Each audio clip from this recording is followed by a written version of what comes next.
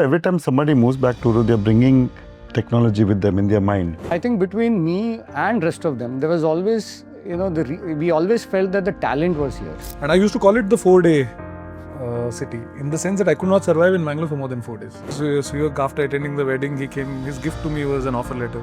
Now that you have a wife in Mangalore, maybe you can find a life in Mangalore. If you come to an airport and say, why are you going to Mangalore? Are you going to Mangalore? They say MBBS, which means Badi mein, Bayake, Bhuta on South. Why freshers are not being hired is because the huge disconnect between what the education system is producing versus what the industry. India is not a country where we build infrastructure and wait again.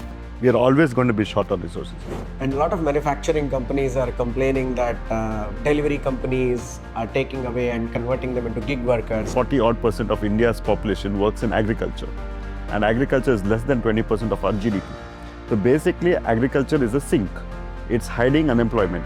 I think it took us, close to about 6 to 8 months to get a very small fund, right? And imagine that founder going from one department to another department, spending half his time justifying, this one. Imagine at the early stage of an organization, if you're asking a company and the founder to do that, it's not worth all that effort. That's the first part. It's going to get worse before it gets better. Yes. There are 12 or 15 skilling centers located. So before we asked aerodynamics to do this, we went to specific skilling centers which was supposed to be skilling for hospitality. They didn't have a human being inside. I had a very difficult phase in Dharwad where I think I was misunderstood, I was not liked, and I was hated for a time.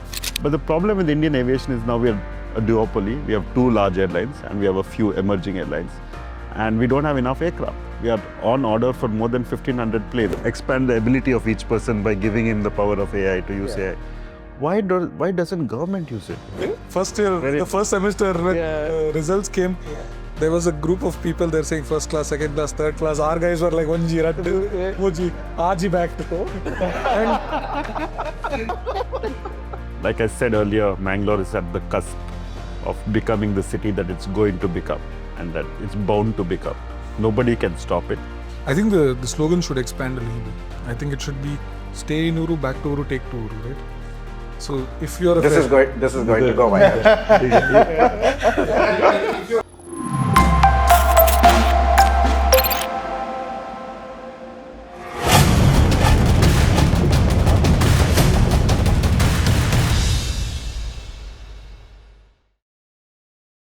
Hi all, welcome to Cultivate. Cultivate is a discussion series or a conversation series around back to Uru. And I think today's conversation is going to be a terrific one because 5 of them all together, probably from the same college, maybe batchmates back and forth, maybe 1 year or so, came back to Uru, set up big businesses and trying to expand it more, right? So all 5 of us today probably will have a terrific time. To start with, I think I'll start with Prashant. Maybe you can tell the viewers what you do, and then we'll probably have another round of introduction. Sure, my name is Prashant Aroor. I run Shankar Vittal, which is a legacy business in Mangalore. It's a 96-year-old, what used to be a prominent transport company. Since the late 80s, it sort of got out of the transport business and it had a phase where it was basically a landowner for about 10-15 years. And then in 2010, we sort of veered into real estate. I wasn't here. I was in Bombay running a professional hotel company as a CEO. And so I wasn't sort of keeping in touch with this family business for a long time. But when I did decide to come back to Mangalore, then, we had to do something with this. And so we pivoted now to hospitality. So I like to say that we were in transport, now we are more in travel and tourism. And I run the Avatar Hotel with this company. It's a brand owned by Shankar Vittal. And it's a prominent town square in the city. It's not just a hotel, it's got retail, it's got event spaces, it's got wellness, cafes. So it's like a place for Mangalore to congregate. And having done this now for 3 or 4 years, is sort of setting up for growth. We are going to expand regionally first, and we'll see after that what happens later. Okay, great. I think You passed out in 2000. Yeah, I was a 99 batch. 99 batch. I think I was in 2004, and you guys are both Suyog and Sashir and 2005. 2001 batch. 1 year, sorry. I passed out in 5. 2005. Yeah. I think Dharwad people should ask when they passed out. Yeah. We'll just ask them when they joined. I ranked both of them. Yeah, I think both of you are round of introduction. Hey, hi Avinash, I'm Suyog, the CEO and the co-founder at Niveus, now part of the larger entity group. We've been operating in Udupi, Mangalore region for the last 13 years, right? Predominantly helping customers in their digital journey using cloud as a catalyst. So we have a large, customer base in India, right? Especially across banking, manufacturing, and retail. And I think in the last 6-7 years, we grew by close to about 100% year on year, right? With large part of our engineering team being set up between Udupi and Mangalore. And we continue to do that and intend to scale it in the coming years. Right now, we are part of the larger entity group, which happened about a year back, right? So, hoping that we'll continue to grow and serve global customers from Udupi and Mangalore. Okay, awesome. Yeah, so I'm Sashir.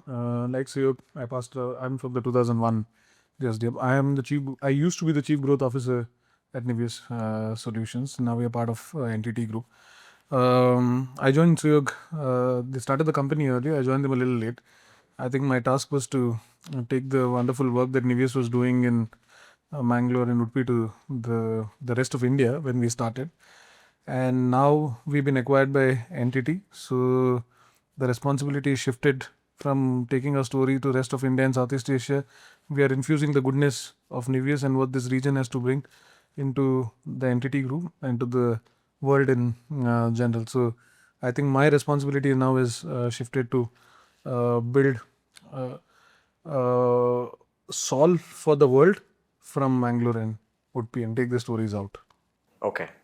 I think we have Athishay is from software background, so we have prepared few questions, which probably the audience would love to hear from both of you, because both of you were so successful for Mangalore and Udupi region, because you set up something that others didn't think about, and you also showed to the world that there is a clear exit that is possible much earlier than others could anticipate, right? Generally, people think companies in Bangalore can take an exit faster, and tier 2 cities generally keep doing it for long.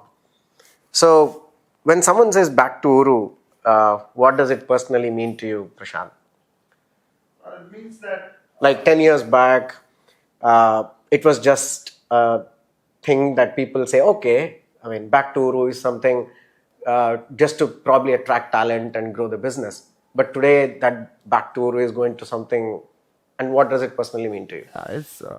it's like when I came back, it was not part of a campaign or anything like that, right? It was like a conscious decision. I did come back to Mangalore after engineering. I worked here for 2 or 3 years. Mangalore was not the same back then. Early 2000s, Mangalore was a lot more quiet. It was a lot more happy-go-lucky. It was a good life, but it was not necessarily a challenging life. And save for 1 or 2 large PSUs that are here, it wasn't. There wasn't a vibrant ecosystem for tech or startups, and the audience was, like the same people you meet at every occasion. I felt that if I had stayed here then, I would have sort of lost an edge or an opportunity. And the business in the family was going through that transition, like I mentioned earlier. So there wasn't that much to do. It was still, I was young professionally, so I wouldn't have had my way. I wouldn't have been able to influence decision. And because it was going through transition, I wasn't busy. So I thought it was a great time to sort of leave and go educate myself. I went to Bombay, I went to SPJ and did an MBA. And during MBA, I thought of this plan where, we were retrofitting underused real estate into good quality mid-scale hotels, business hotels. But that was missing back in those days. Now, back those days, India had 5-star, we had budget hotels, but we didn't have the middle, which was reliable business quality, 3,000, 4,000 rupees a night, good food and clean beds and good showers, fundamental stuff. So, but also we had a lot of buildings which were old buildings in the cities, which were, on expensive land, but not earning any income. So it was like two problems that we put together. So we went to the owners of these buildings. We got them to retrofit these buildings into decent quality city midtown hotels. They don't have a great lobby or a huge porch, but once you get into the rooms, it's very comfortable. So it's good enough for what we call road warriors, people who go out and do pharma, FMCG, consumer durables, car retail. There are so many guys just travel 15, 20 days a month. They just need a good place to crash that's safe and clean and takes care of their health. And so we sort of built out that plan. We built out a chain of hotels. It's about over 8-9 years to about 40 hotels until I left. And sometime in about 10 years out in Bombay is where I was based. A company was headquartered in Bombay. I, sort of just a year before the pandemic, maybe I got a sense that I was losing track of my life. I was, once you go to the large city, you're like a hamster in a box. You're constantly running around. You don't stop to think about, what you're doing to yourself, to your family. I wasn't seeing I just had my second child then, so I wasn't seeing my children often enough. I was leaving early in the mornings. I was coming late. I was traveling maybe 180 days in a year. So it takes a toll on you. You put on weight, your health is not the best. And then one fine day, when you turn 40, you start balancing ambition with quality of life. Right. And for me, back to Uru started from there. That's one part of it. The other part is that I had a great reception waiting for me here. The family business had a template. All I had to do was give it direction. And by this time, I was also a honed business person. I had experience. The family appreciated that I knew what I was doing. So, they were ready to give me the reins when I came back. And I have to appreciate that they had that much faith.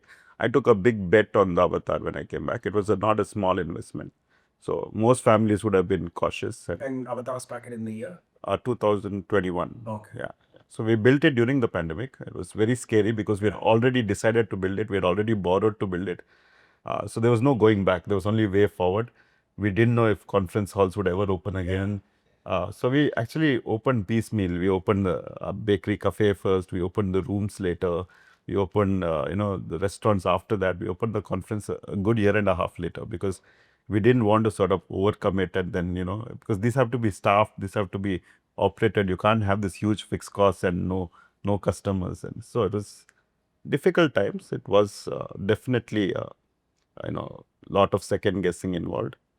But like they say, it turned out well for everybody in the end. And since then, the markets have people have started appreciating life after the pandemic way more. They appreciate that their time is important, that they got to take time for themselves. And automatically that helps hospitality as a business because hospitality is about taking time for yourself, right? So for me, back to came from these two things. One is that I compared my quality of life from where I was. I had the big city opportunity, but I was being unfair to myself as a person. And the other side, there was this great opportunity with a business which was available to take over here. And it also was suddenly in a city which was looking very vibrant. Mangalore as a city was suddenly looking sharper. It was cosmopolitan. There were a lot of, in the pandemic, if you came to Mangalore, it was a vibrant city because so many Mangalorean expats were in the city. Okay. I saw faces that I had never seen before. The people from Pune were here, from Bangalore were here, from abroad were here. The city had a lot of these, very yuppie crowd going around, sitting in the cafes, working. It was a great chance to observe how many Mangaloreans are out there in the world that we don't have the opportunity to interact every day. And so I think now the new Back to Uru is about bringing them back. So because there's equal opportunity to build from Mangalore. And we're saying that what you can do from a Bombay or elsewhere abroad, you can build from here because the world has changed. We don't need to physically be present in particular places. And those fundamentals that Mangalore offer are good enough to sort of build from here. I think we'll talk more about that later. Sure. And I think just to remember during the COVID, both of us, our products do serve to your industry. Right. And we also had that terrible time of 8 to 9 months of 1 year. And we understand that how you could have probably made multiple strategies to pivot back when there is no COVID and then everything is normal. And I see similar contrast between your industry and ours. And probably I think software that time was booming, isn't it? Yeah, we had a different experience altogether during COVID. I think our few verticals crashed, few verticals Yeah. came up. Yeah. Okay, Suyog, I think we want to hear from you as well. Like why back to Uru? Probably you started, I think, much earlier than Prashant, right? Maybe 2014. Yeah, but for me, I've never stayed in Mangalore. Okay, this is the first time I am staying in Mangalore. I was born in Mumbai, but did my entire schooling, education between Bangalore and then in Dharwad, right? But you come to Mangalore only, because you have roots here. So I used to come here during vacations. But once I started working, there was always an intent to come back, right? Saying that you want to come back here, do something in Mangalore. I think during those days, I even went and invested in a house that at some point I'll come back and stay. But I never knew that there could be a journey, over here, right? So that intent was there to come here. But I think I had a totally different journey on how I ended up in Mangalore, right? So, after I started working, I think, Sashir, we all wanted to do something, right? So back in 2009 is when I think the first entrepreneurial bug started, right? I started a small company, with a couple of my friends in Bangalore, right? But I think that didn't, go anywhere. Probably it started off, and that's when Sashir connected me to my current co-founders. I think Roshan and Rashmi, that's when I met them. They're not part of the organization now, but with them is where we started Niveus, right? So in 2013 is when we came together and formed Niveus, right? And I think between me and rest of them, there was always we always felt that the talent was here. Because whether I've studied here or not, there are probably 10,000 odd people coming out of this college, from the colleges around this. But I think there's no opportunity in Mangalore. All of us study here and then move out of this place, whether to Bangalore or other places in this one, right? So the initial thought was that how do you maximize on the talent, right? At the same time, we also wanted to come back. So that's how the journey started. And 2013 is when we formed Niveus, and started operating out of Udupi, right? But I think our primary target audience at that point was the companies around this, right? I think we started off small, building solutions and products, which could cater to SMEs, MSMEs in these regions. But I think everything has a time, and before which it kicks off. And unfortunately for me, I think after a year and a half, I think I had to step back because probably it was not going anywhere, for me. And then I moved into corporate and moved to US, right? But I think that is when I think my rest of both of them, I think it was Mohsin, Roshan, Rashmi, they continued, and running the organization. 2018 is when I think I moved back, right? We were still a small organization, I think then we thought we'll have to pivot, and build a more scalable structure and this one. And at that point, I also had the right experience, right? I think I maybe if you, in the hindsight, my experience in 2013 when I started off, it was not right? I didn't have the complete holistic knowledge on how to actually put together a business, right? Went back. Yeah, I think the 3, 4 or 5 years I spent back in corporate actually helped me to understand how to build and scale business, right? That was my key learning. So when I moved back, I think we regrouped again, pivoted the entire business. And fortunately at that point, cloud was picking up, right? Across globally, I think there was a lot of traction around cloud, and few more technologies. The idea was, not to do 10 things. It was to do one thing and do it right, right? And that's how we ended up with, at that particular point with Google, if you, in the hindsight, if you look at it, Google had the smallest market share in cloud with a potential to grow. So the idea was, if Google grew from about 2.9% during that point to 10%, I think you would ride the wave. So that was the logic which we was on, and you're still operating at a significantly large market. A smaller portion of that, even if you capture, I think you can build a scalable and sizable business, right? The biggest asset we had was the talent. right? For a business like that. So that's how the journey started. 2018, we pivoted the business. We kept the focus on Google, on the region. We said we'll operate only in India. If you come to office, there's a story on, how the whole journey started, right? And we said we'll only focus on larger enterprise, right?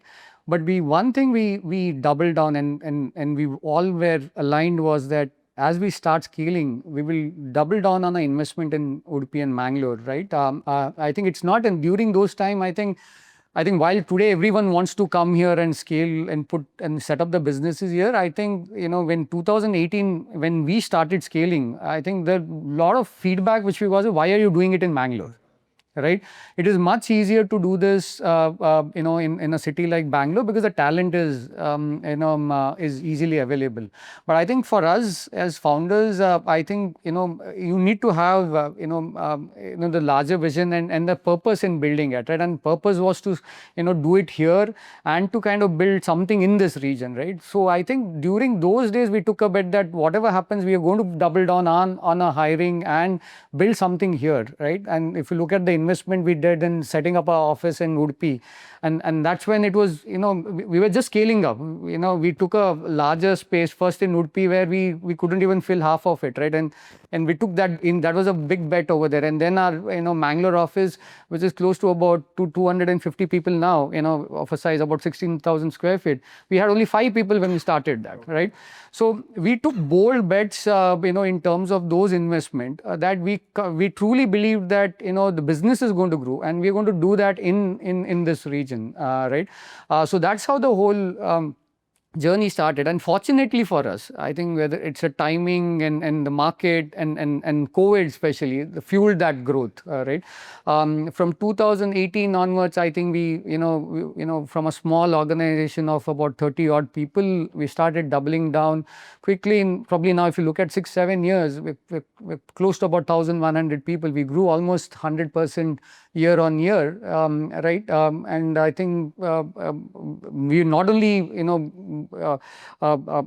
build a successful company, but I think as people from Niveus, we're very proud that we have put Niveus and Mangalore on a global platform as well, to see the kind of impact and work we churn out from this region, right? I think some of the case studies have been globally spoken about, right? And I think we are very proud that the engineers who build that are from this region and from the colleges who passed out from this region. So that's our story, and I think we'll continue to do that in the coming years as well. Okay, sure.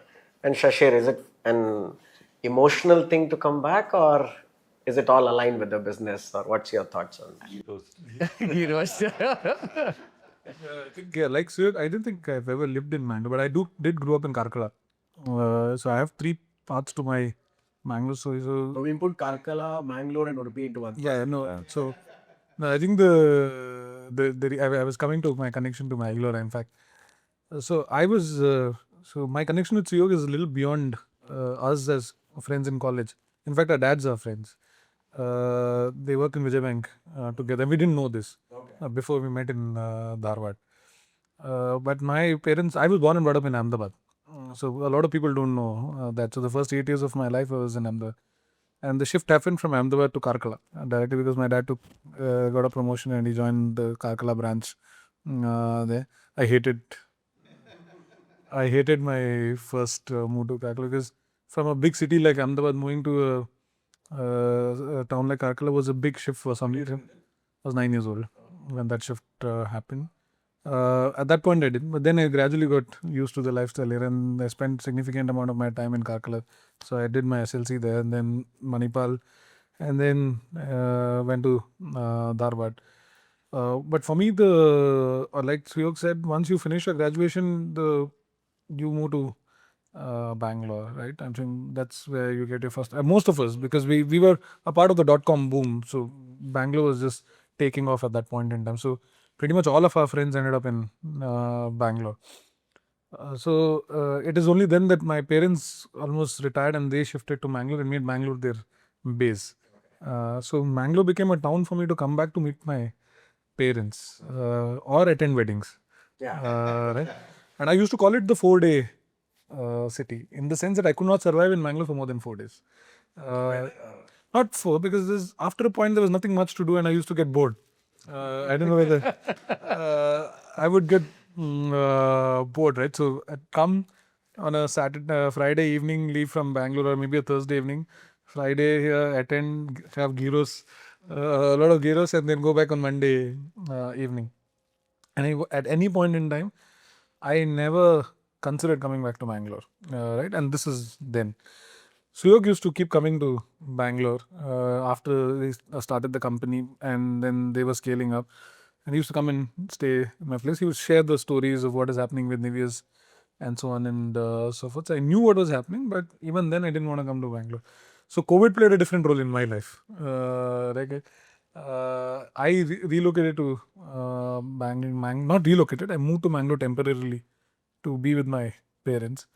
I put off marriage for a very long time. I found somebody in Mangalore.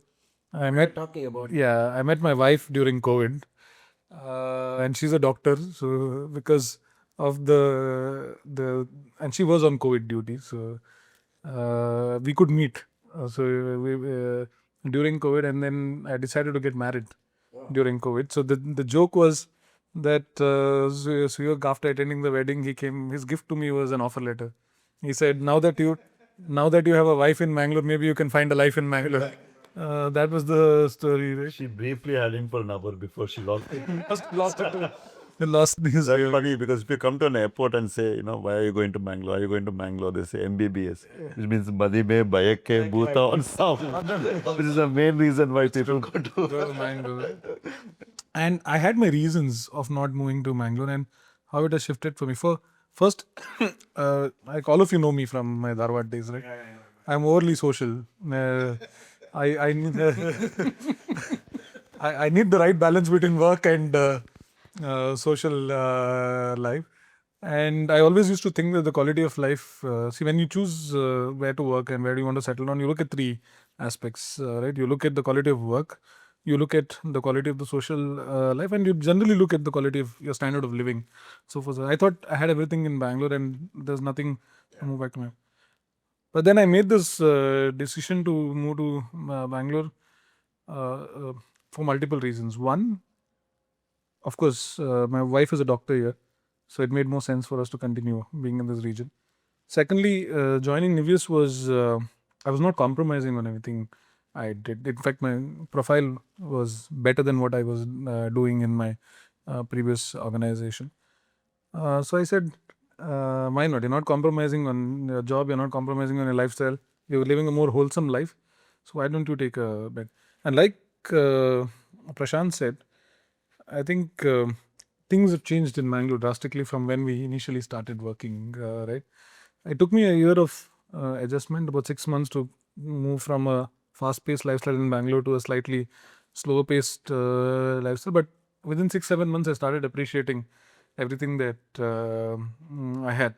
So it was a very logical reason for me to move here. It was not necessarily that I was invested in my thing or I wanted to do something in Mangalore or anything like that. I didn't have any roots here. What turned out to, it was a logical decision, but now I'm very emotionally invested in this region because I know a lot of people are like me who think that moving back to Mangalore means that you're compromising on a few aspects of your life. And that's why I'm such a big advocate of the back to Uru story, because I don't think I've compromised on anything. In fact, if nothing, my life has got a whole lot better. And I think then I have a moral responsibility to take my story out to the world there. A couple of things that came out from all our stories. There's two aspects to back to Uru. One is about Mangalore requiring, wanting you to sort of set up here. But also every time somebody moves back to Uru, they're bringing technology with them in their mind. So they're bringing experience, they're bringing technique, they're bringing, the ability to execute. So we are also getting skills to the city when it happens. And I think everybody said that it was good that they worked outside because they learned something. And then when they move, they bring that with them. And so the city really benefits from that. And the second thing that he said about no compromise, it has been no compromise. As you get older professionally, your requirements also change. So what can be very exciting when you're 20s and you're not married and you have a highly usable salary which you can blow all of it in every month and be zero before your next salary comes. That kind of money you can spend in large towns very nicely. But by the time you've done 10 years of professional life elsewhere, you're ready to sort of start investing and building for your children, your family, your future. And so at that phase, Mangalore is sort of, it lowers your cost of living. So you save much more, but you don't compromise on experience because the experiences you now desire are different. Like you want beach and you want sand and you want to take the kayak out one day. You want to go out, for like an event or something, but it doesn't necessarily have to be a high decibel event. It can be like a nice dinner or like. I think over the last 5 years, Mangalore's nightlife and social fabric has evolved quite well, and there's a great deal of good The food Cormangal available. of Bangalore has Yeah. sort of come back to So the Bangalore. audience is coming, the industry will automatically respond. It's not like they will be ready and waiting for an audience, right? The audience has to move. And as the audience moves, depending on what the audience wants, the city will keep developing those experiences. It's not going to stop. And Mangalore is doing better than most cities in that sense. It's a very special smaller town. It's not like any other smaller town. It's way more cosmopolitan. There are like 5 or 6 cities in India which have this nature, like Indore or Baroda or Dehradun or Pune. so Pune is a large town now, but these small Bhubaneswar, these towns are not just small towns; they are small, vibrant towns. So the population may not be crazy, but for that population per capita, their numbers are good. The spending is good. There's a certain classiness to the town, and Mangalore is one of those towns. Essentially, are you saying that after 35-ish, this city could be more attractive? Like 25 to 35, Bangalore is the place. Let me give you just one point. Forget about everything. I can tell you about 10 things. But if I had to choose one point, I can go home to use the washroom and come back to work. I mean, that's how easy it is to get around town. I know it's getting busier. I know there's traffic building up, but that's bound to happen. India is not a country where we build infrastructure and wait again. We are always going to be short on resources. It will choke, traffic will get bad, people will start screaming at each other, and then somebody will wake up and build. So every city will go through that. But most cities which hit 7-8 lakh population, they take a little 4-5 year period where they blow up and become 15 lakh. Look at Coimbatore over the last decade. Coimbatore was small and sleepy. I used to go to Coimbatore every summer vacation. It was sleepy. Our evening out was Anandas, which was basically vegetarian spread. And that's what, 300 people would be eating in that place. But now if you go to Coimbatore, like a radio room on a Tuesday night, it's a 100-seater restaurant. There are 400 people standing because there's no place inside. That happened in a very short time, 6-7 years. Mangalore is there today. We are at that crux. In 5 years, you won't recognize the city. I promise you, it will be completely different. And it's bound to happen whether somebody does something or not. Organically, it's bound to happen. Sorry, you were about to say something. I think when we moved back about 5, 6, 7 years life, I think we had our reasons for moving back, and I think quality of life was one of the reasons. And it does, finding the right balance or harmony between your profession, your family, and your social life is a primary motivator, right? But does that mean is it only worthwhile for people above the 35 to move back to Mangalore? No. See, I think why did we as freshers also move to Bangalore, right? One is opportunities, right? And now, because there were not as many opportunities here compared to Bangalore. So now that's not the case. There are enough opportunities here, right? The second is how can your learning get accelerated? And your learning is nothing but the aggregate of the experiences you had with people. And now with so many people who are so experienced, whether they experienced India, somebody like Suyog who went to the US and came back, they're carrying that wealth of experience back here, right? So as somebody who is passing out of college, these are the experiences that you borrow from and you grow. So there are people who are bringing those experiences back. And like Prashant said, the nightlife has only gotten better. In fact, there is so much you can do here, right? I'm saying you have enough clubs and pubs. You have people who are not into that. There's enough activities to do. There are tons of badminton clubs. There's surfing. There is pickleball. There is golf. There's a night golf. What This is third well-lit golf course in the whole golf course in yeah. yeah, in the whole. Two in Delhi and one in Mangalore, Paul. Not even Bangalore. No, I mean they had one which is partially lit, but I think there are some problems. Yeah. So whatever you used to look for in a bigger city, Mangalore is so cosmopolitan that you get all of those experiences here. So you're not, even as a fresher, you're not necessarily compromising. The only thing that we like is we don't create as many openings for freshers in this region as much as what a Bangalore or one of the big cities does, right? Which is what I'm saying is going to change. Which is going to Next change, 5 yeah. years, there's like 2-3 million square feet under development. There are LOIs signed for people, GCCs to move in. There are so many hundreds of startups that we're tracking. Recent Tycon sort of identified the scale of the startup environment here. So this is about to change drastically. There will be massive hiring going on in the city in the next 4-5 years. I'm confident about this. All of us are, right? Yeah, all of us, yeah. Prashant, few specific questions to your domain as such. I was told by one of the minister in Karnataka side saying that Mangalore really does not have enough hotels to support the growth of Mangalore. I don't want to bundle up many of the questions into one. Probably I could start saying that how hotels and hospitality industry is so vital, and if you have any stats around it, how is it so important and vital for the growth of Mangalore, and how much more hotels we need really upcoming in the next 2 to 3 years? So to answer your question, today Mangalore we have in the 3-star formal 3-star category and above, we have about 700 odd rooms. Like you take Taj Ginger as like a 3-star, and if you take the Vivanta as a 5-star, then in between these two, there are about 700 rooms. It's true that we don't have enough inventory. We run at very high occupancy in the city. It's one of those cities which have tremendous hotel occupancy and therefore some rates as well. Any comparison with Bangalore?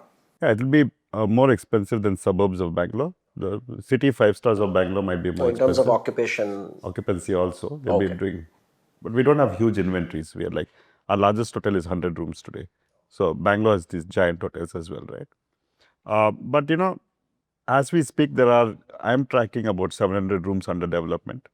And most of the 700, I'd say about 450 to 500 rooms out of the 700 are 5-star, like proper 5-star deluxe. There's a Hyatt in development, there's a proper Taj Resort in development, there's a Radisson being discussed, there's another Marriott Tribute being discussed. So the brands are coming, and the brands are not coming, the developers are building it, and therefore they're signing up with the brands. Brands don't develop hotels, developers develop hotels. Okay. But as a city, Mangalore, I think the city needs business class hotels more, because that's the right budget to be at about $100 plus or minus 10-15% is where the budget is for people to sort of use a hotel for business. It's feasible for corporates to sort of spend in these And they're ready to spend. brackets. People are ready to spend. Yeah. Okay. The most of the 5-stars that are coming are actually leisure properties, and leisure hotels don't need to take pricing from the city. They are destinations in themselves. The thing with leisure hotels is that supply creates demand. If you put it up, they will come because you created a destination by itself. Let's take a classic example of Bekal. Before Kerala had the policy around Bekal, I'm giving a promotion for developers to put up hotels there. Bekal was nothing. I mean, it wasn't remarkable at all in any way. But the minute the first large property came up in Bekal, it sort of woke up that market. A second property opened, it created a gravitational force. Now there's a third or fourth large hotel that's opened up. Bekal is now a pass-through destination for Mangalore. People fly into Mangalore and drive to Bekal. Similarly for Coorg, there are 5 or 6 very good quality 5 stars in Coorg, and a lot of the customers at the Avatar are passing through to Coorg. So the minute you put, and Mangalore's great feature for us, if you have, every destination have a feature. For Mangalore, it's waterfront. Whether it's oceanfront or riverfront, it's waterfront. The minute you start putting up hotels and resorts on waterfronts, they will come, because it becomes an alternative to a place like Goa, where Goa is creating problems for itself by not opening up the whole taxi business and creating all kinds of hoops for people to jump through. Plus, there is a pricing barrier in Goa now. They're so expensive, so constrained inventory that pricing is very high. So the minute you create a well-priced 5-star somewhere in Padubidri or Kapu or Mangalore, along this coast, people will fly into Mangalore airport, and go to these as an alternative. Experiences have been created. The postcard has opened in Kundapur. Yeah, okay. Who knew Trasi 5 years ago? Nobody knew. And that didn't stop Kapil Chopra from putting up the postcard, but it's done very well since he's opened it. So, like I said, leisure, supply creates demand. And it's true that Mangalore didn't have the big 5-star luxury products, but they're not meant for city use. They are meant mainly for leisure use. The city needs sensible hotels. They don't need super luxury hotels. It's not the requirement. However, Mangalore does have a large convention business. We have a big medical sort of fraternity here. So they do a lot of conferences. Last week there was a 4,000 dentist conference in Mangalore. I think during events like that, Mangalore city misses inventory. So it's important to have some large hotels. A 150, 200 room hotel opening in Mangalore. And we have convention halls. We have 3 or 4 convention halls, including the one at the Avatar, which can handle 1,000 people. But we don't have 1,000 rooms in the city. And so that has to change. And that inventory is coming as well. Okay. So I see that as not going to be a long-term barrier. It's all in development. It's not a plan. So it's going to come. It's a matter of time. Just to add to that, probably in Europe, right, you have big expo centers and they build a lot of big hotels with maybe 300, 400 rooms kind of hotels. I think same is with China as well, right? Probably I think that's like you have the supply so that there will be demand and things like that. Entire ecosystem revolves around it, I think. Like you have Codicea in Coimbatore, which again, because it's a large manufacturing base, Codicea does a lot of manufacturing related events. Mangalore is a huge healthcare base, so we'll have a lot of medical related events. It's going to happen, it's going to grow. There will be more convention halls opening and there will be more inventory for these. If they happen often enough in a year, you can build inventory for it. Okay. If they happen twice a year, nobody's going to build inventory for it. Now, which is going to come first, whether it's the events and exhibitions first and then the hotels, or first hotels and It's always cyclic. So one property will open, it will open up more events. Seeing that response, the second property will open up more events. Suddenly you'll have 5-6 properties they can handle and then it becomes a market. Then people who don't even need to be in Mangalore will fly to Mangalore because the facility is available. So it's cyclic. It happens organically. Nobody can manage it. You can't choreograph it. It happens completely naturally. Okay. Right. It's a longer cycle as such. Okay. So I think probably AI is the buzzword now, and you are there in that vertical for sure. We have that notion of AI is going to create, or people are going to lose jobs because of that, and it is creating a lot of opportunities on the other side. We would like to hear from you because you are in that business, you are in that cloud business where AI is kind of coupled with it. Just want to hear from you how AI is going to, help and also kind of create problems in the job market. So I think we've been at Niveus, we've been playing around with this technology for about a year, more than a year now, or even before that, right? And if you look at the last maybe 1-2 years, I think a lot of it was experimentation, right? Whether it is within the organization or even for our customers, right? Today we actually see that technology has matured to a level that it could have a significant impact in solving true problems, specifically for the businesses where we are operating. All right. So for us as well, I think in the last 6 months and 2026, that is a big shift which we're going to see. So what we are seeing is how can some of these tech, which is now evolved to a very mature stage, how can you use that to reimagine, every aspect of the business, and that could include our own businesses today being disrupted. I'm not even talking about our customers and other things. We see our own business being disrupted with this, right? Now, does it have a impact on the job market? I wouldn't answer that, but I'll give you a perspective in terms of how we are using it, right? In our case, I think in the last 6 to 8 months, we have seen a significant productivity improvement close to about 40%. It's just the start, right? And we started it when the tools were just evolving. And what we have already started seeing is, if you look at our business in the last couple of years, it's always been linear to headcount. That means if we have to grow by X percentage, you'll have to equally ramp the headcount accordingly, right?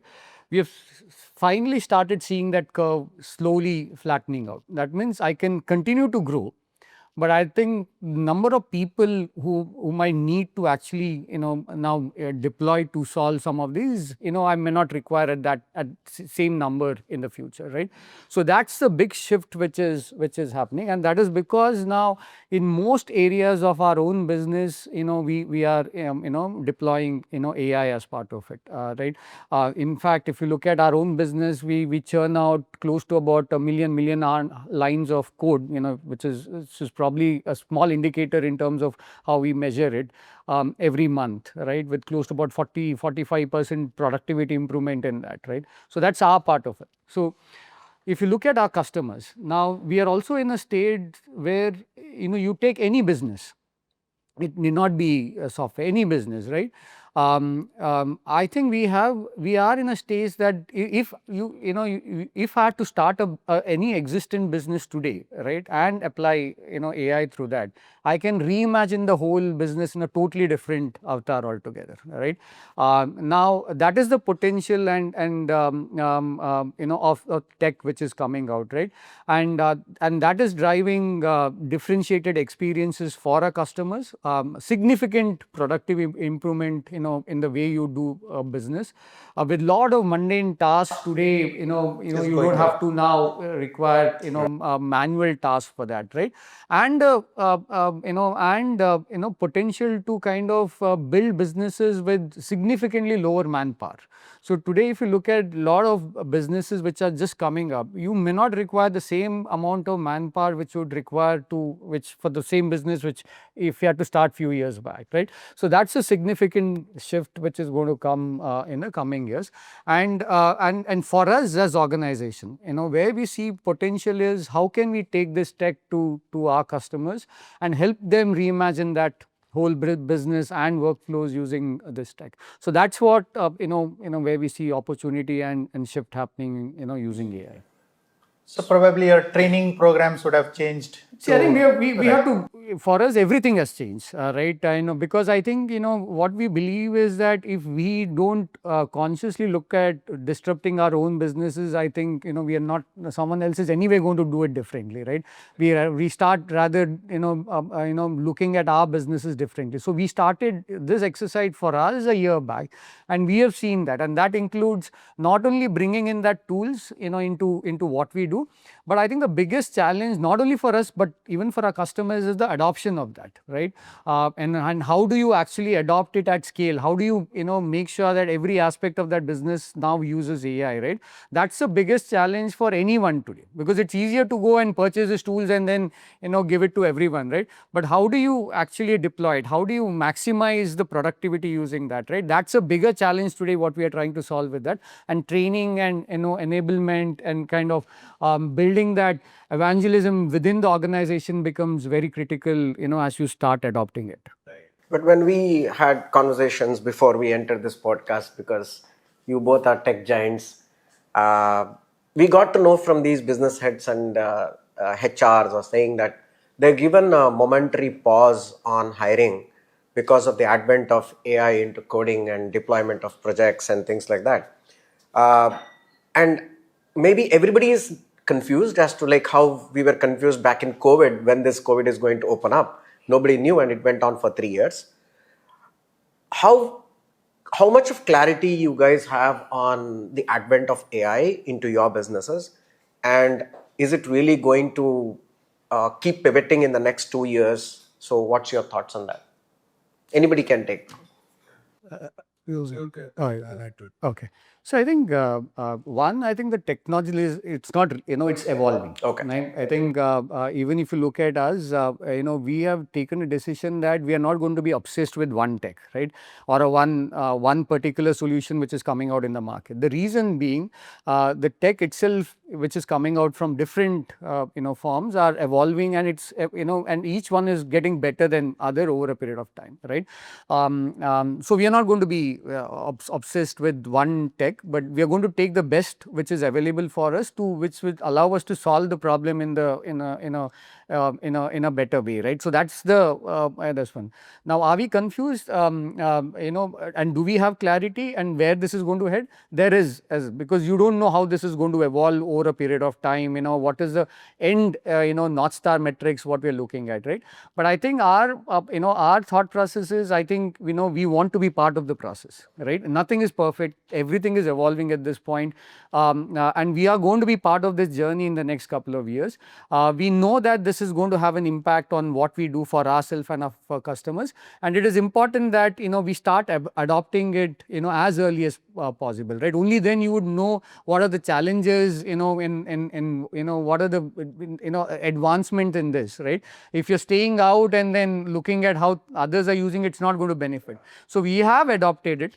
And we also know that we will have to do multiple pivots, in terms of how this is going to evolve in the coming years. Yes, Sashir. I think from a podcast perspective, a large part of the audience is also going to be colleges here, which is a competitive advantage and the type of talent. I think two parts. You asked if training is going to change. Training them. I think there's not going to be any training. Right. Okay. Right. For simple reasons, I think this whole thing that there are enough jobs. Why freshers are not being hired is because the huge disconnect between what the education system is producing versus what the industry needs. Yeah, we wanted to anyway discuss in detail on that. Then so let this be a segue to that conversation, right? The education system is very far off from where technology is evolved to now. If education system is giving you a good talent, which is AI native, at the cost of what a fresher you get, why wouldn't you hire? Like businesses still have to run, right? So it's not that jobs are not getting created, right? I think it is just that the academic institutions are very disconnected from what's happening in tech. Historically, what used to happen is the companies used to bear the cost of training, right? So you're producing inefficient talent, but the companies will invest 3 to 6 months and then.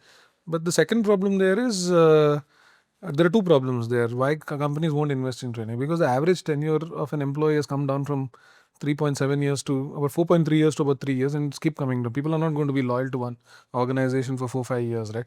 So why will you invest 6 months in training when somebody is going to leave in 2 years? That's the first part of it, right? And the second part is the tech itself is changing every 18 months, right? And I think this is what we've been telling educational institutions that it's not that the freshers job are not there. It's the role of an engineer has changed. We don't need lines and people to write lines and lines of code. We need an engineer to do what they were originally supposed to do. What is engineering? You engineer a solution. So we're looking for people who have problem solving skills over and above basic coding skills, right? Because you don't need engineers to line 100 million lines of codes anyway. So that is a fundamental shift. And this is not new. Automation happens in every industry, right? First agriculture, there was automation. Then there was manufacturing, then assembly line came, it created efficiencies. Now services industry is going, AI is bringing automation into the services industry. It's a natural way in which industry evolves. I don't think we should feel threatened by it because there will be new jobs that will be created. The role of engineer will change, and I think that's what needs to say. So education system have to evolve as per that rather than looking at it as a threat. I think that's my point of view on how we should look at what's going on. I think there's going to be more opportunities than threat from AI. Okay. Since you have anyway taken this topic of education and the gap between the industry expectations and the education system as such, largely we both are been trying, and even from my corporate days, as probably we coursed after 2015, we started to see a significant decline in the fundamental knowledge. And we have been struggling to get people with fundamental basics, right? We had a examination for a commerce pool, and I think even a simple question was like 1 lakh principal and 12% rate of interest and 2 years tenure, please give me the EMI, interest and the principal. I think out of 350, hardly 10 answered that question. So what made us feel is that, okay, this gap is definitely widening, and for Mangalore to really capitalize on the next wave, would it not, bridging this gap is so important for us? I think there is, how do I put it in terms of bridging? The gap is not too wide, right? I think the government will do, there's curriculum changes that will happen. I think there are two parts to the problem, and I don't know if I can share that here, right? The first problem we have is the understanding of the ecosystem, the education ecosystem to the companies, right?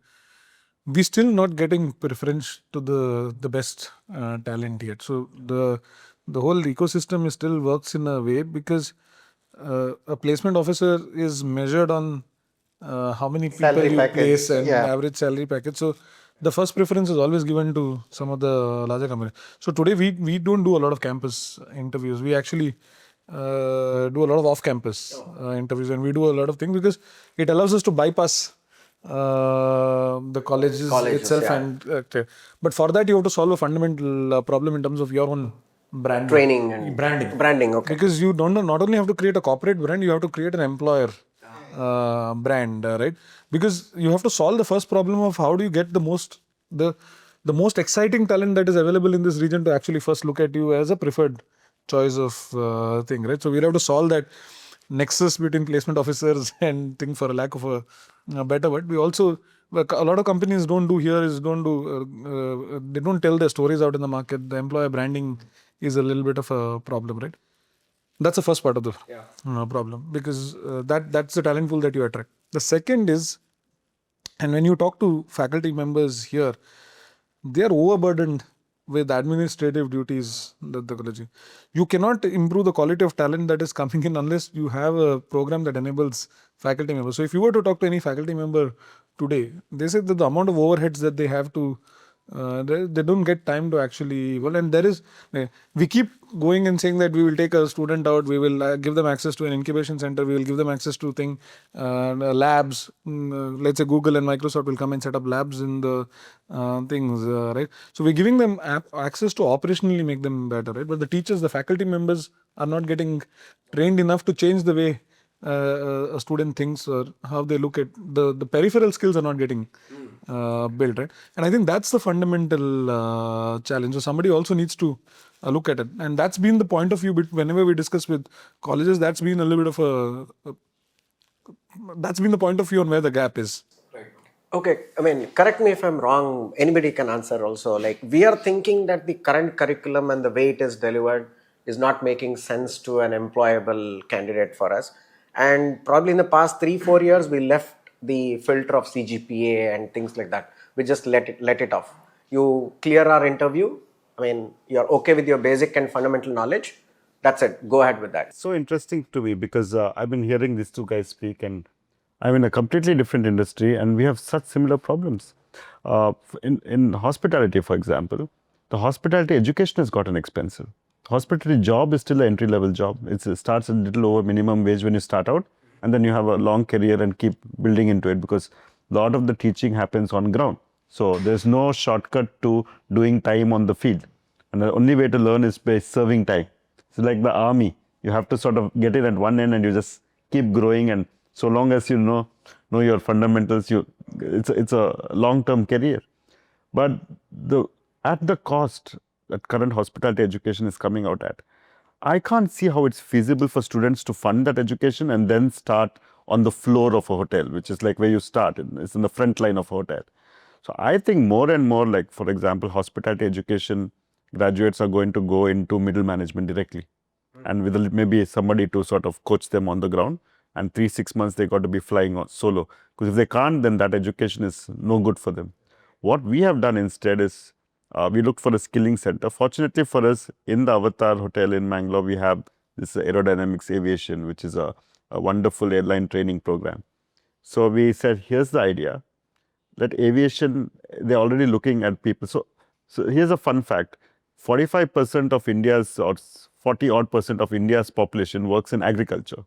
And agriculture is less than 20% of our GDP. So basically, agriculture is a sink. It's hiding unemployment. There are people who are inadequately employed because of agriculture. And our future talent is going to come from there. They're not going to come from urban, they're going to come from rural or semi-rural areas. And they are smart. We don't know they are smart because we haven't seen them in formal education. But that doesn't mean that they're not trainable. So we set to aerodynamics because they don't have some of the nuances of city life and service, and they don't know what the expectation is. So first you have to give them the premise. then they'll be able to perform. If they understand why we do something, then they can do it. But if you don't tell them why we're doing it, they'll expect service to be same like they get in a local store inside a village. You know, it's very informal. Like the store owner will probably scold you if you don't, finish your food fast enough and get off the table. They'll expect the same. So we'll have to teach them that the change in sort of lifestyle. But way we've structured is aerodynamics will do 3 months in the class. They'll charge a very small fee for commitment because otherwise it's meaningless. Somebody will just play the fool with the program. And once they've done that, the avatar will then take them over for the 3 more months, in which time we'll pay them the money back. So by the time they finish 6 months, the education is free, and then there's almost guaranteed employment because we ourselves have so much requirements. Attrition is high, similarly to other industries, and so we'll keep on going through people, and then we'll be treated like a training ground because some cruise liner somewhere is going to come and hire 5 of these guys overnight, and then we'll replace them. So, but we are, instead of fighting it, we are accepting it as the reality and accepting that we have to go from being a hotel company to also a people nurturing company. And so this is now, whether it makes money or not, it's a business that we are in. We are now in the business of teaching and training people because frankly, colleges can't keep up. They simply can't keep up. And with either we can say or wait for a change, or we can just take matters into our own hands. And I think the more certain outcome is if we take matters into our own hand. I think it's so interesting what Prashant saying, and you said you're not going to look at CGP anymore. You're just looking for great people, right? And the model that Prashant saying is, if you look at the whole education industry in US and all, they're going away from the 12+4 system to what is called as a bootcamp model, right? Just because education is expensive.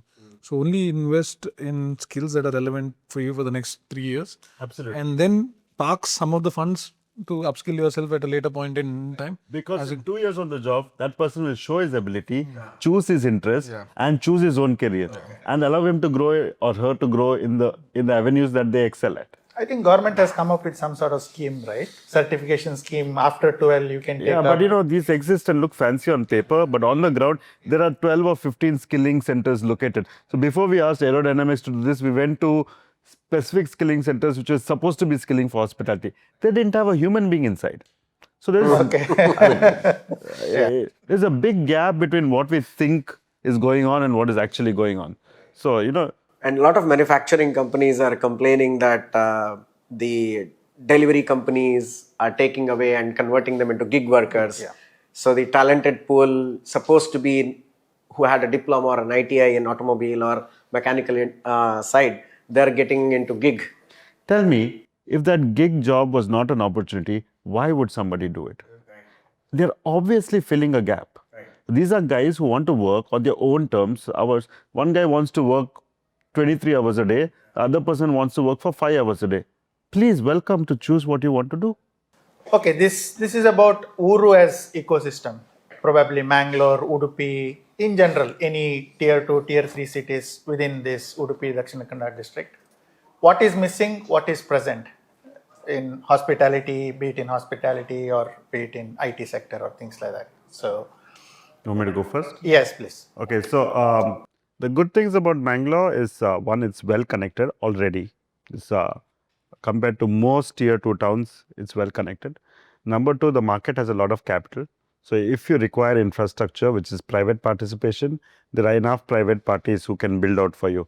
They need a template, they need a certain assurances, they need to know that something is in the pipeline. If the government needs private to execute, private will execute, given the right terms and ecosystem, etc. Education, we produce a huge number of STEM graduates, I think 15 to 20,000 a year, is that correct? So, the opportunity, so, like, for example, if you're an iron ore miner and you're mining iron ore and selling iron ore, that's one level of sort of commerce. If you're then working on that iron ore, refining it and making it into steel, that's a second level of commerce. If you're then making steel into finished goods, that's a third level of commerce. We got to treat our human resource that way. We can't just educate these people and ship them out.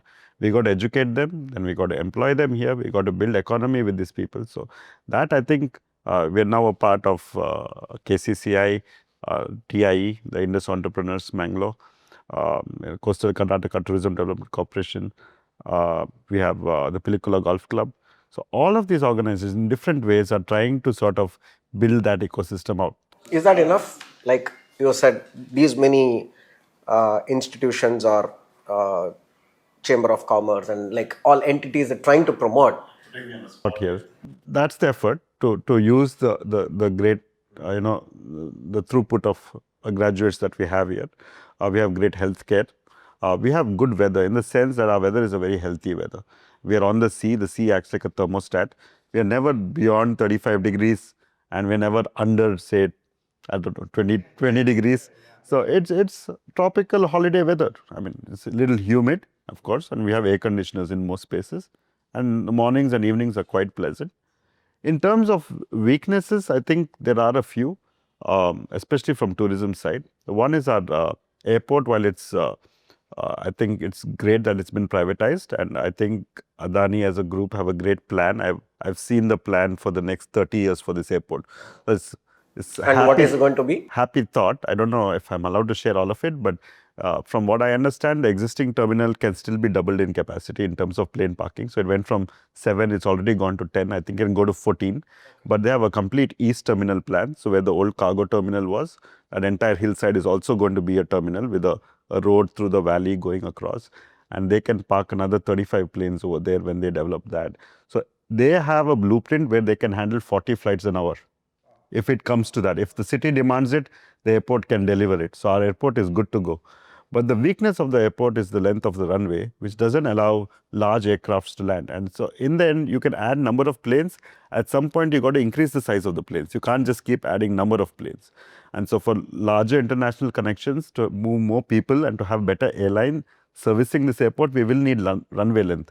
It's caught up in this never-ending tussle between state government and central government and land acquisition. Somebody's got to call people together and solve for this. This is too large a thing for it to become, embroiled in this little turmoil over here. And the second issue, I think, is the India-wide issue, is something called a point of call. So airports have a status called point of call. If they have that, that means that foreign carriers can fly into the airport. So all the international, Mangalore has some 8 or 9 international flights. It has similar number of domestic flights. So it's connected. But if we have to have an Emirates or a Fly Dubai landing in Mangalore, then we need a point of call. And the problem with point of call is the government policy says we have to reciprocate, which means if we have so many seats flying there, and for order for them to have that many seats flying in, we got to have that many seats flying out to them. But the problem with Indian aviation is now we are a duopoly. We have 2 large airlines and we have a few emerging airlines. And we don't have enough aircraft. We are on order for more than 1,500 planes at the moment. So until those planes are delivered, we won't be able to operate our seats, and therefore we are not offering those seats to fly in. We got to solve for it. Either we got to speed up delivery of planes, or we got to put a placeholder and say, look, we'll fly the planes, but in the meanwhile, you can start flying. There's no reason for the city to suffer for 2-3 years in order for these planes to arrive. It makes no sense at all. We can get going and we can find a formula where it gets recompensated when the planes are here. So these are things that can be solved. The other thing about tourism that Mangalore sort of suffers from is that there's 2 kinds of tourism. There's big bang tourism and there's small nuanced tourism. Mangalore is more like the small nuanced tourism. We're not like a Rajasthan or a Agra or the Statue of Unity where we have some giant attraction which attracts millions of people every year. We are nuanced. We are like Kerala. So if you look at Kerala, they always had the tourism value, but it needed to be told as a story. And so they developed God's own country. It was done by bureaucrats and industry sitting together as civil society and developing a plan and executing a plan. So Coastal Karnataka Tourism Development is a body which has been created here under the supervision of the DC of Mangalore to create the storytelling and to sort of build a calendar of events. But I think, these are genuine cultural elements. Kamla is a Kamla calendar. The Bhutakola happens when there's occasion for a Bhutakola. The Yakshagana happens in its season. It doesn't happen when a tourist is here. The tourist has to be here when it happens. So you can't create. And so maybe it's time to have a sort of theatre where, they can be regular. Like, for example, Spain will have a flamenco theatre. Yeah. You go to Rajasthan, you have a Chaukidani. So I think it's time for Mangalore to have our version of this heart, this guttu, if you like. Right. And the way Pilikula was developed for this purpose. but Pellicula hasn't been able to deliver. There's a gap between what the idea behind it was and where the execution stands. There is an available space in Pellicula to be that kind of showcase of local food, culture, dance form, theatre. All of this can be there. Tell me why people won't pay and go if the delivery, again, is a bit of chicken and egg. They say, what if people don't come? But there's no alternative. You have to put it out and people have to come, and we have to find a way to fund this until people start turning up. We have Shashitlu, which in my view is one of the finest waterfronts in the world, not just in India. Shashitlu's estuary system is gorgeous. And there is land available there, which can be a great beach park. For example, you can have skating, you can have surfing, you have paddle boarding, you can have theatre, you can have all of these food courts executed well, planned well, not as a hack job in somebody's favor, but as something that's meant for creating a gravitational force for tourism in the city. One or two, Pellicula or Shashitlu or both, can absolutely crystallize the tourism factor for this region. And so that's what we are missing, which is beyond scope of just private sector. I think private sectors will build the hotels, will do all that. But I think we need, administration to work on Vande Bharat trains to larger centers like Hubli to Coimbatore. Places like this have to be connected. These are big feeder markets for us. Our aircraft should be, foreign airlines should be able to arrive here. And we need to create one or two serious infrastructure, like the Mangala Corniche, for example, would be a good thing when it happens. It will be the first step in the right direction for the city, but we don't need to stop there. We can go beyond because we are special and we can support something really special. Yeah, the opportunity is too big to miss. Okay. So when I see your response, so there is an equal responsibility from the government and the private sector together. How much of that is missing? Like how much is government missing, or how much is private players missing, or who is really missing the most? Is it the government lagging the most and private players are waiting for the government to roll out policies and invest? Look, today I think we have in our MP and we have in our, sort of DC, the right people with the right motivation to get things done. But they have a lot to do because traditionally we have been ignored in Karnataka as a region. We were a part of, South Kannada was a part of Madras presidency, Uttar Kannada was a part of Bombay presidency. We never had geographical routes going to, east towards Mysore. The Mysore kingdom became the bulk of Karnataka. And we've never had traditional routes and connections there. All that's happened since, the state formation in 1956. And while we are in Karnataka today, successive governments, doesn't matter who it was, are guilty of ignoring the coast. When you had, classic example, how can after 76 years we still be discussing upgradation of a route to our primary harbor and port for a large state like Karnataka, which should have first connected the coast to our capital? That would have been the first thing that any state would have done to sort of unlock. Even today, more shipping happens from Bangalore in the east coast than it happens on the west coast. It's unforgivable. And most of our shipments that try to sail, we are compelled to do it from Bangalore. The problem is none of the mother vessels are being called in. You are aggregated here, you're shipped out to a Cochin or a Bombay, then you're added to a main vessel and then you're shipped out. This should not be the case. And I know it's being solved now, but all I'm asking is, why wasn't it solved so long ago? We have missed an opportunity. I don't think there's any point discussing that now. I think what we need to focus on making sure that everybody knows that these are serious intentions that we must show.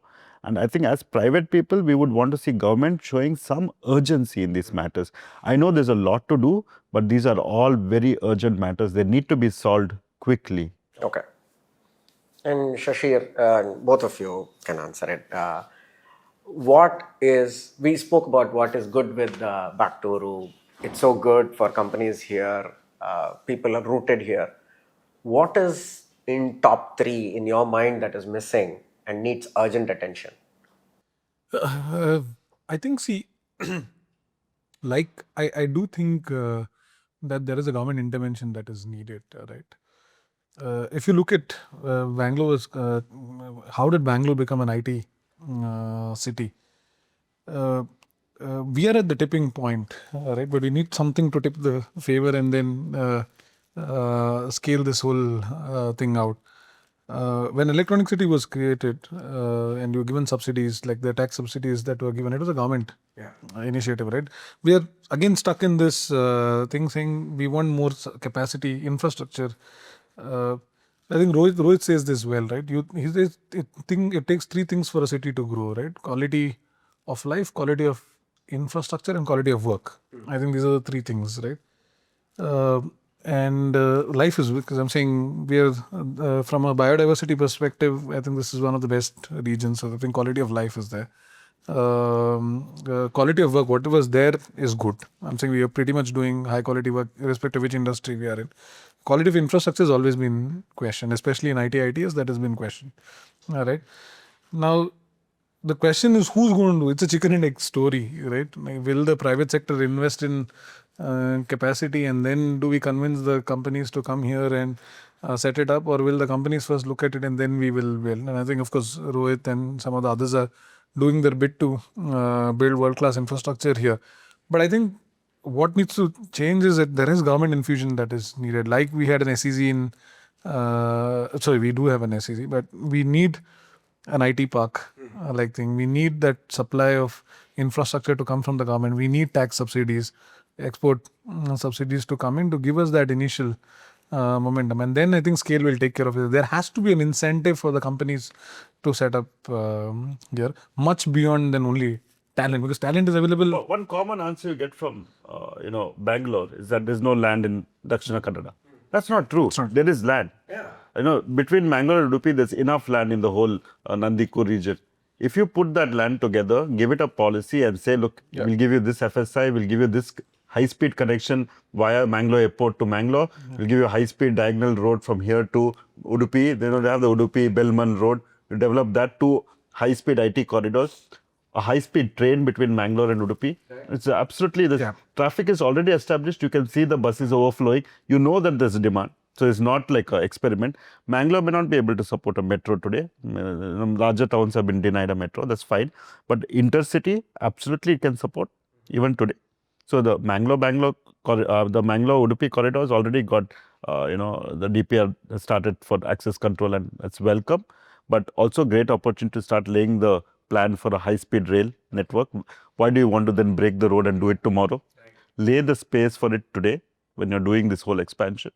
And build these diagonal roads from Mangalore slightly inside on the Padubidri-Mudubidri highway, on the Nitte highway, where the land is available. KIDB can notify it and tomorrow issue it to developers to build a proper IT city by itself.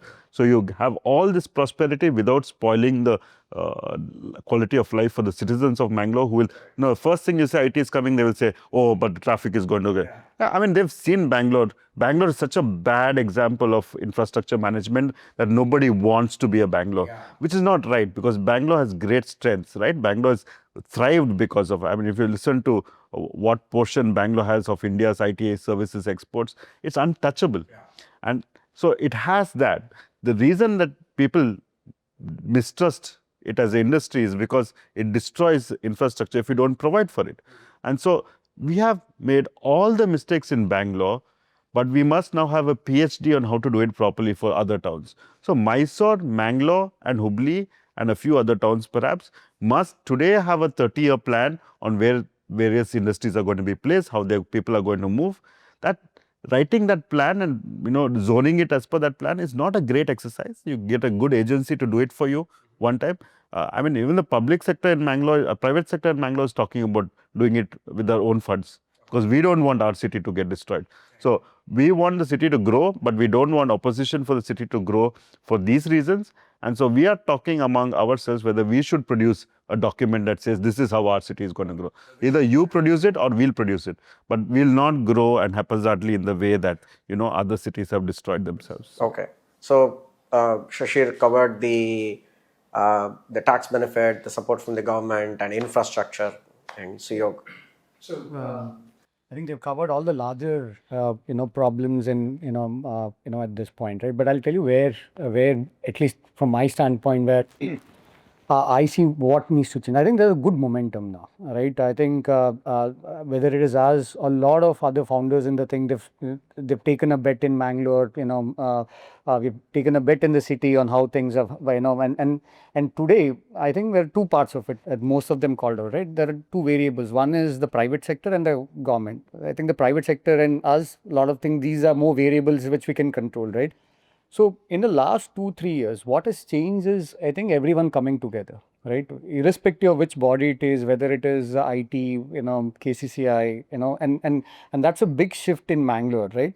And to control the variables and things which could be done amongst us. Right, whether it is from an employment standpoint, whether it is building that infrastructure which was not getting that momentum. Anytime a few years back you ask, oh, there's no infrastructure in Mangalore. There is enough capacity now in Mangalore for any IT to come in, right? So I think the people in Mangalore have taken actually the lead in terms of solving that, right? And I don't think so we have waited for anyone to come and while the credit has been taken, but I think to be this one, that I think the true credit should be given to the people who have actually initiated, people like Rohit and others who have actually leading this from the front. But I think if you look at what we can't do and where we need the government support is, I think if you look at, there are a lot of policies which come out, right, which supports the ecosystem itself. Whether it is from the central government, whether it's from the state government.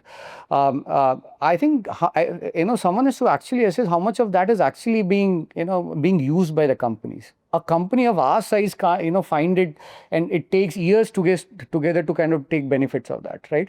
While there are a lot of talk and we talk about it, saying that X, Y, Z are available, but I don't think so. There's enough. Anyone is able to get access to it, right? We have raised it in multiple forums about the whole procedure to get access to it is so tedious that it's not worth all that effort, right? And even if you look at a lot of those fundings which have been provisioned for these companies, if someone has to truly believe in those funds and start putting together the company, by the time you get the funds, the company might actually shut down. So that is how the process looks like at this point, right? So I think the first and important thing is, there are good policies which have been rolled out. I think how do you make it easily accessible to the companies which are starting up in this region, right? And I think recently, as part of the tie, we were, for one of the companies, we were trying to get those funds. I think it took us, close to about 6 to 8 months to get a very small fund, right? And imagine that founder going from one department to another department, spending half his time justifying, this one. Imagine at the early stage of an organization, if you're asking a company and a founder to do that, it's not worth all that effort. That's the first one.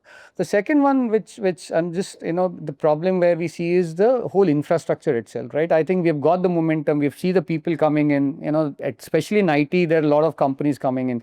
But I think we also see, in the near term or in the midterm, the city is going to get, choked out, right? I think there needs to be a... get worse before it gets better. Yes. So someone has to actually step back, right, and put together a plan on how is this going to shape up in the next, probably as Prashant said, for the next 20-30 years, right? So let me ask you this question.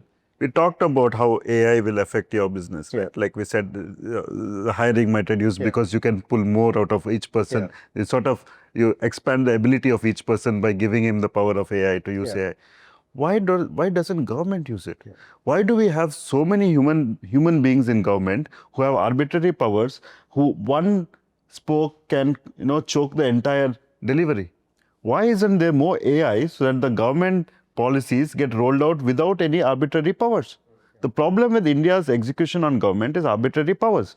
Why are we giving so many arbitrary powers to one human being and creating choke points across the chain when AI can simply allow us to help ourselves? AI will implement the policy, it will control the outcomes, it will make sure that the wrong benefit doesn't go to the wrong person, allow us to file and help ourselves. Trust and innocent until proven guilty, right? Why is it that, this safety is so paramount that delivery itself cannot happen? We got to ask why there's no more AI in government. We're talking about AI in private sector. Why is there no more AI in government? I think that's one of the ways in which we could solve it, right? Today, I think that's the biggest bottleneck what we have in the policy rollout. The second one, Second one is on the infrastructure itself, right? I think someone has to step back and actually put a roadmap on how Mangalore should look like, because at the pace at which things are growing up, In the Thai conference, people were speaking about already a roadmap already discussed or put in, or is it the smart so city? like Thai, we have the Silicon Beach program, which I'm not a part of, but I know a lot of people in the program.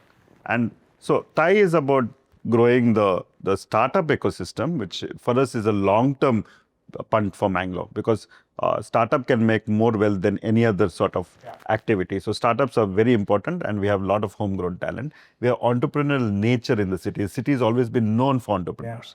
So we're going to now give them an ambition that don't build for Mangalore, build for the world from Mangalore. So that's what Thai is supposed to do for Mangalore.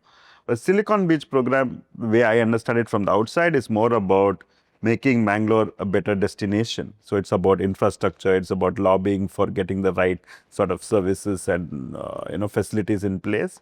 But also it's about soliciting companies to move into Mangalore. So this is a great company. It's like, in a way, Niveus has pulled entity into Mangalore. In a way, Novigo has pulled our systems into Mangalore.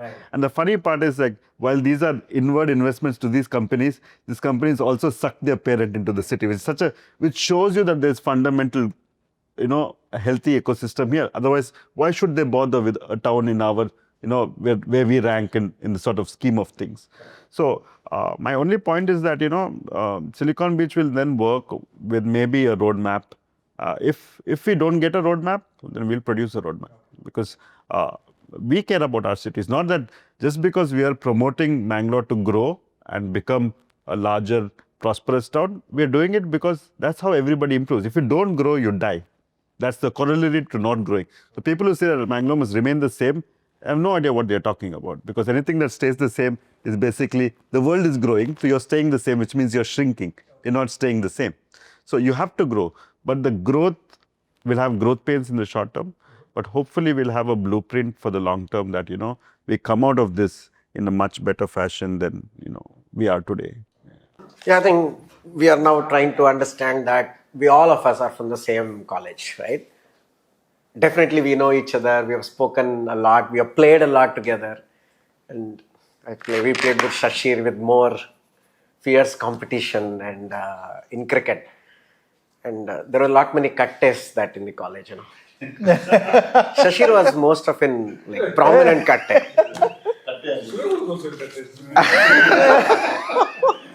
There's one cut where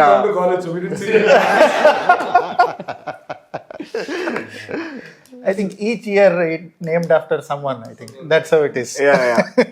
And then people don't really go through that route at all. I remember the post office cut. People never came through that cut, and they took a long route and to escape that part. And we were playing cricket, Karavali tournament, and every year there was a fierce competition, and it was really fun.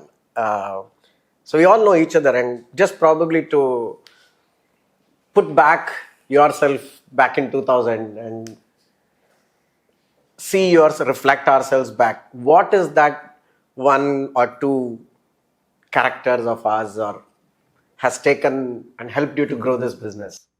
Characters of Ourselves. Because of Dharwad? No. No, because of that place. No, but we need to explore that thought. What's it about Dharwad that caused 5 entrepreneurs here, but we know another 20, 30 from our batch or the next batches. I think I can talk about it. Like, for me, Dharwad was a big influence, good and bad, both, right? And Suyog will probably vouch for it as well. I think in fact, I have this bad habit of putting everything in numbers. I think I can think of 4 things that thing. The first thing is, when you get out of a place like this, I think there is culturally, Dharwad is differently nuanced, right? It's a big adjustment.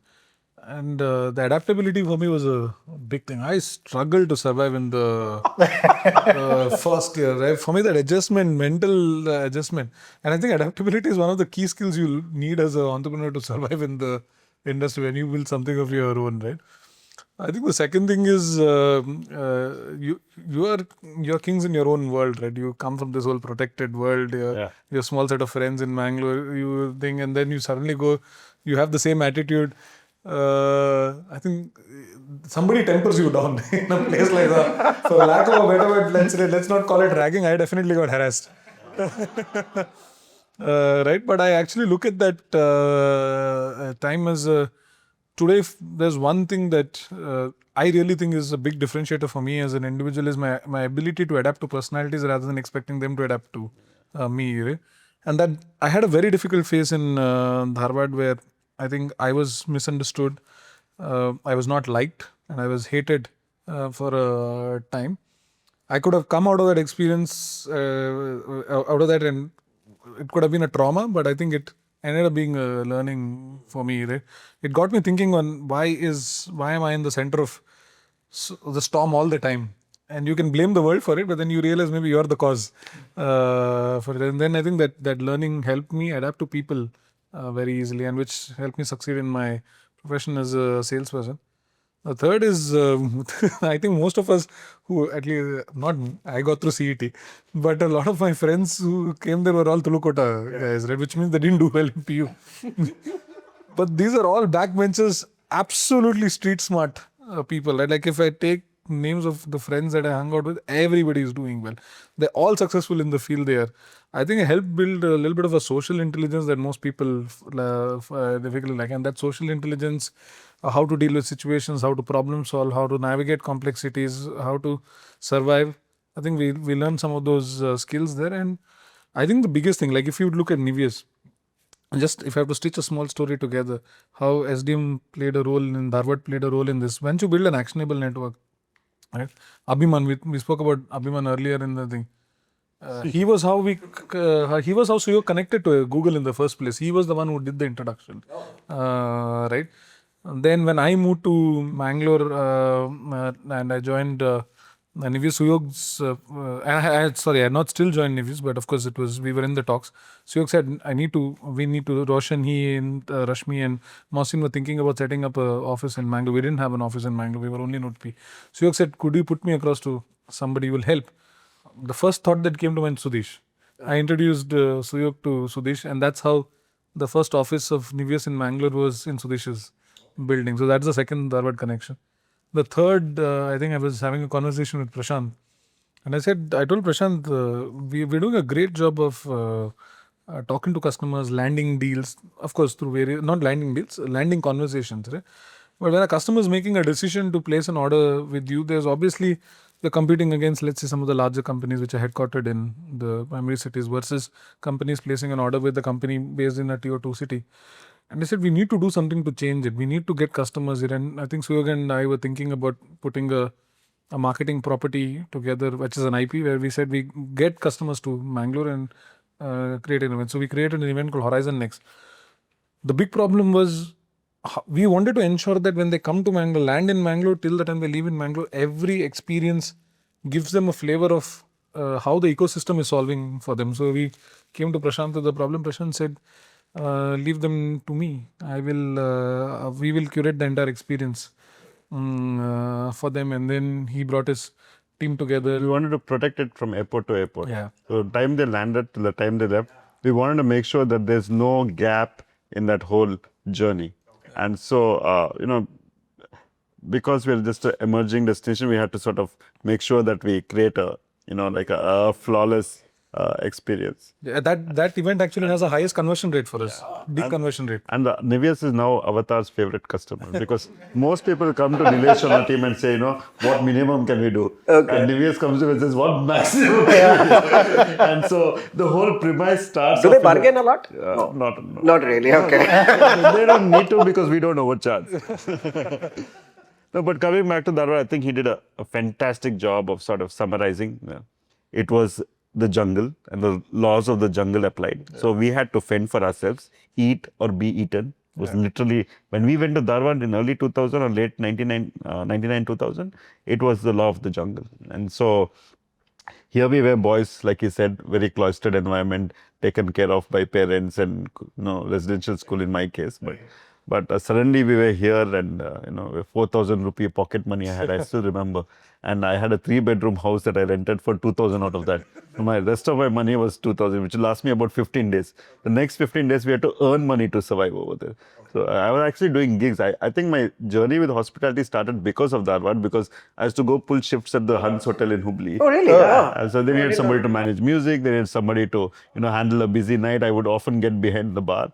So I think my first relationship interaction with the hotel started, although I'm not a hotel, I was an engineer, but I met hotel as an industry in maybe Hubli, and the owners of the Hans are fond friends of mine today. We're working on some things together. But I keep telling, I say, Ajay bhai, I think I got bitten by the hospitality bug in your hotels, because somewhere it was embedded and then it came back later, and I said, you know what, I like this industry. It's something nice about it. A bunch of guys used to go towards Hans because of the dental college.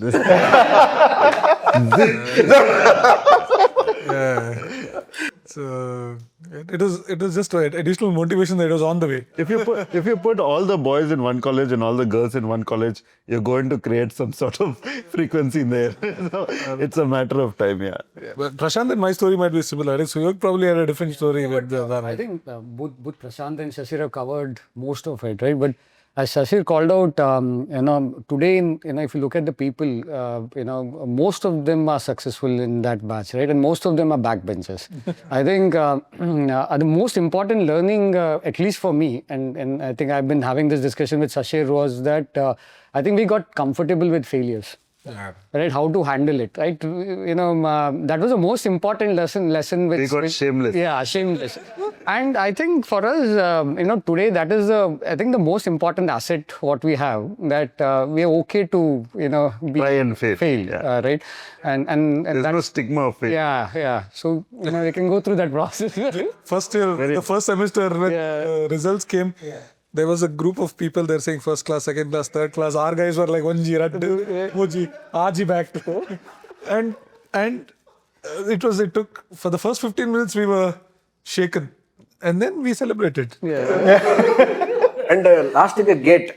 Oh, I gate target again. So that Typical was subjects, ATD, BTD, then mathematics, and all went to gate. Yeah. Do we underestimate the power of friendships where you can fail, you can succeed, you do whatever, it doesn't matter to that.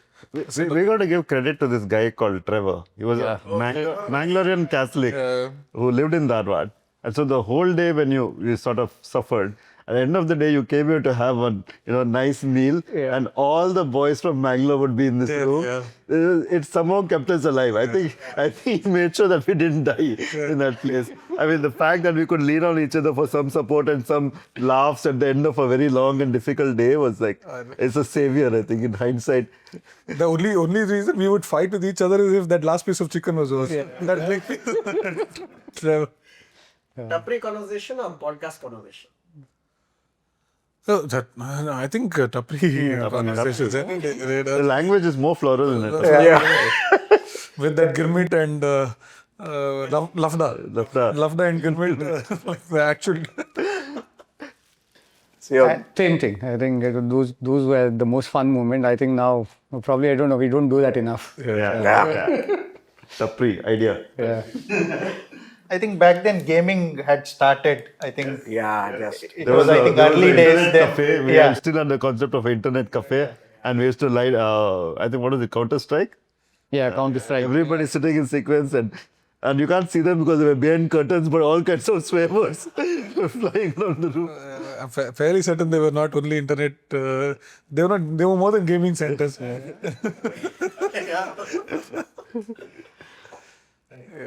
So, I think we are coming to a close of the conversation, and final remarks about specifically again on back to Uru. If I think we are there. Like I said earlier, Mangalore is at the cusp of becoming the city that it's going to become, and that it's bound to become. Nobody can stop it. All we can do is make it happen nicely or make it happen badly. And to make it happen nicely, we are going to have to work together. And when I say work together, I mean all of us, various entrepreneurs, various businesses, the many old families in Mangalore are very invested in its future as well. They're all well-meaning. They're city builders. They have already built the city once in the past. They're going to have to build the city again in the future. We need our youngsters, our students, the up-and-coming entrepreneurs. They are going to have to build the city. So they're the second part of this community effort is required. We have good people, generally well-meaning people in government here. Our representatives they care and they all are prepared to talk to each other and work. We have to take advantage of the fact that, everybody has a common cause and we got to inspire everyone to sort of come together, set the differences aside and work for this common cause. I have a feeling that between the four organizations that I'm exposed to, there's enough people and influence there to sort of, make sure that this happens in a nice way. We'll see how it goes. I'm sure we'll prevail. That's my personal view. Who's going to go faster, Mysore, Hubli or Mangalore? Oh, there's no doubt about that. Mangalore is the potential energy and already it's off the block. That conversation is over. It's Mangalore. Mangalore is Karnataka number 2. Bangalore number 2. But the question is how nicely, how fast, how well we do it. That's the only question that's open today. Suyog. So I think we've got the momentum. I think there's a lot of hope from the time all of these started, right? For us and for the organization and the ecosystem which is built, we see a lot of hope in what is happening in the city, right? And we definitely believe that in the next 2-3 years or next 5 years, I think there is going to be a significant growth in terms of companies coming here, employment, coming into the city, right? And there's going to be a drastic change in how the city itself would look like. The only thing we would want, and the opportunities which would come along with that, not only for people in the city, but for also for people who are outside now, right? There's significantly lot more quality opportunities which is going to come.